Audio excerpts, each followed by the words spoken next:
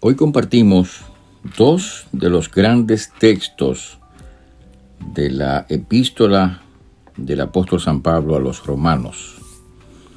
En el capítulo 1, versos 16 y 17, dice la Biblia: porque no me avergüenzo del evangelio, porque es poder de Dios para salvación a todo aquel que cree, al judío primeramente y también al griego, porque en el evangelio la justicia de Dios se revela por fe y para fe, como está escrito: mas el justo por la fe vivirá.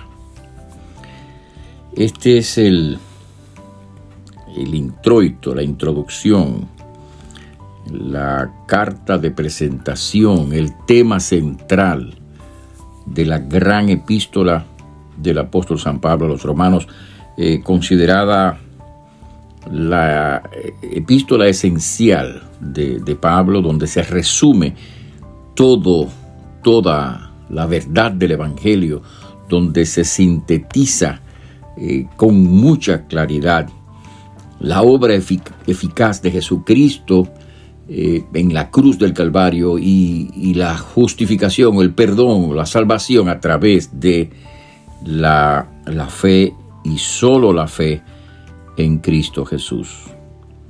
Fue a través de la lectura de la epístola de Pablo a los romanos como el gran reformador Martín Lutero enarboló sus tesis, su mensaje evangélico para proclamar que la salvación, el perdón, la justificación no era el producto de nuestras buenas obras, sino más bien el producto de la fe en la obra eficaz de Cristo, que la eficacia no era nuestra, sino de Cristo, y que al poner nuestra fe en Cristo nosotros somos recibidos por Dios y somos, como dice Pablo en esta carta a los romanos, justificados o perdonados o aceptados o declarados justos delante del Señor. Pero bueno, al introducir su carta a los romanos, Pablo habla del carácter del evangelio.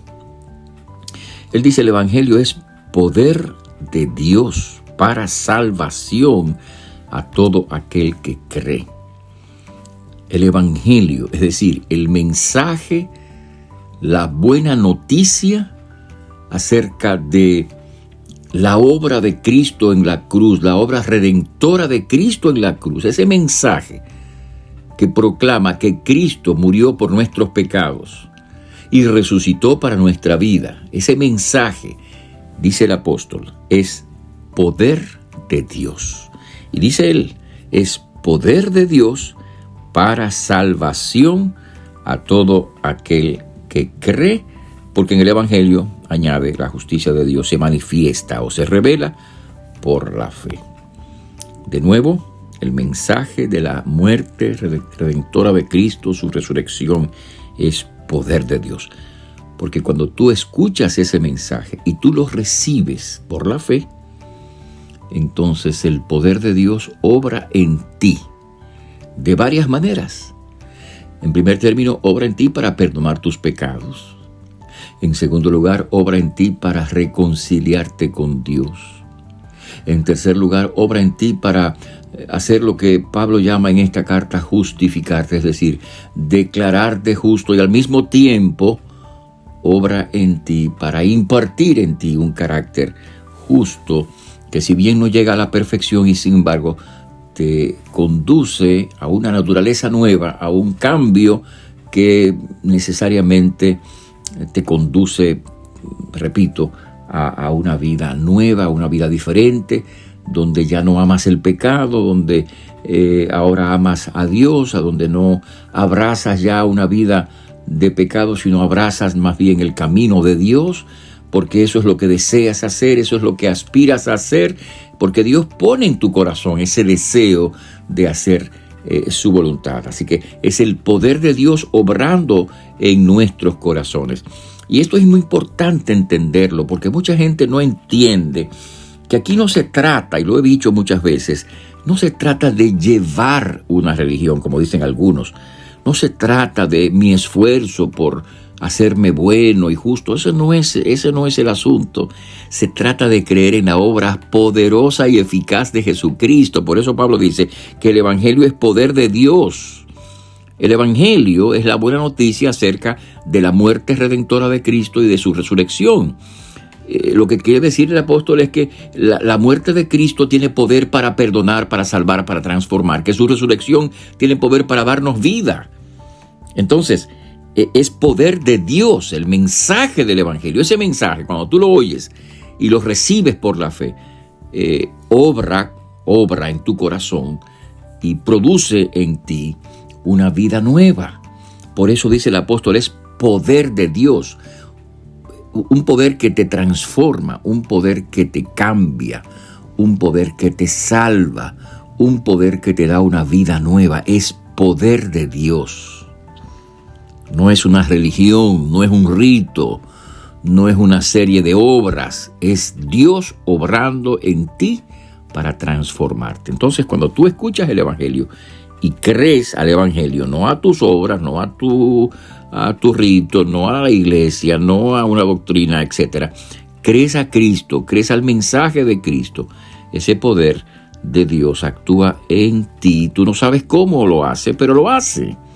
Es un poder que te perdona, te transforma, te hace un hombre nuevo, una mujer nueva y permite que tú empieces a vivir y a andar ahora en esa vida nueva.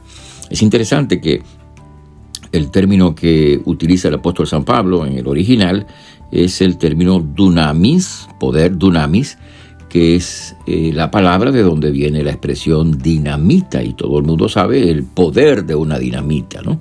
En este caso, un poder para destruir.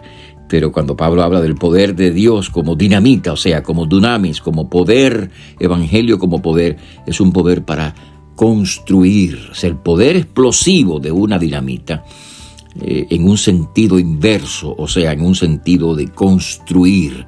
Por eso es que Cristo cambia, porque el evangelio de Cristo es poder de Dios.